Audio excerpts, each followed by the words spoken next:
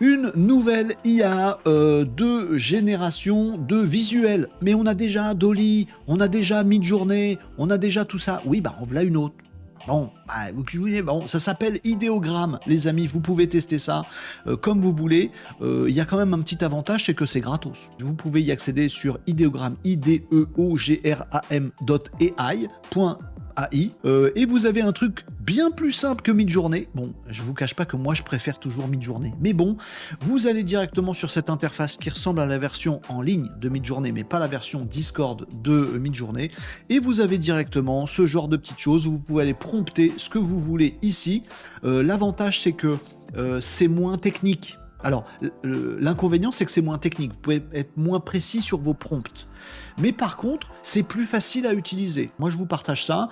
Et vous pouvez dire je sais pas moi, un lion dans la savane. Voilà. Et je veux que ce soit photoréaliste. Une photo d'un lion dans la savane. Une photo, ça n'existe pas. Avec un pingouin. Comment on écrit pingouin? Je sais pas. Et vous avez des petites options. Par exemple, il peut vous proposer des petits tags sympathiques. Ah bah moi je veux que ce soit plus une illustration. Ou plutôt un truc genre 3D. Ah bah non, je veux que ce soit plutôt une photo. Voilà, vous pouvez rajouter des petits tags comme ça. C'est plus facile que de devoir se dire ah, dans Midjourney, il faut que je prompte une image photoréaliste pour bien qu'ils comprennent que ça doit être en aspect photo. Bah là, vous voyez les petits tags un petit peu sympas, puis vous pouvez changer, voilà, me dire tiens, je veux la même chose, mais en mode poster. Tiens, qu'est-ce que ça donne? On peut jouer avec. Et puis des petites options sur la droite aussi. Le Magic Prompt, ça je sais pas plus du tout ce que c'est, mais j'ai peur que ça efface mon prompt. C'est pas comme ça qu'on écrit un pingouin, espèce de nounours. Vous pouvez définir le ratio de l'image. Est-ce que je veux une image 9/16e pour mettre sur Insta?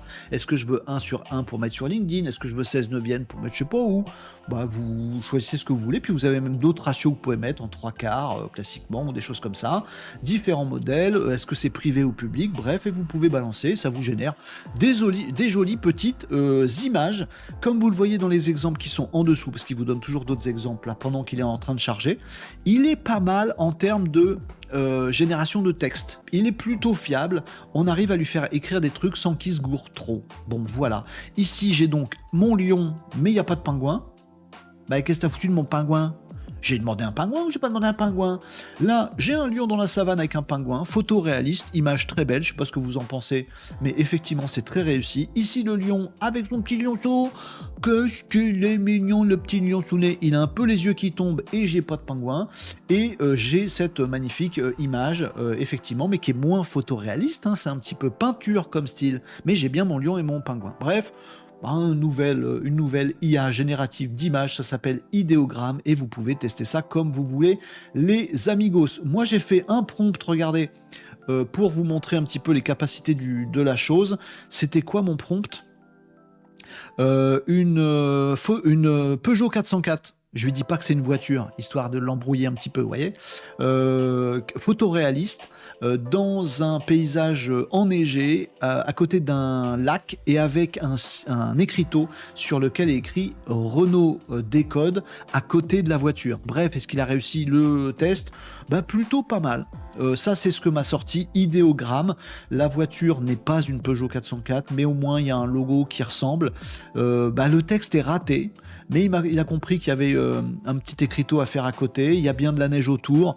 C'est plutôt pas mal. En comparaison, je vous montre ce qu'a fait Dolly avec exactement le même prompt. D'accord, Dolly, accessible depuis votre chat GPT. C'est beaucoup plus une Peugeot 404.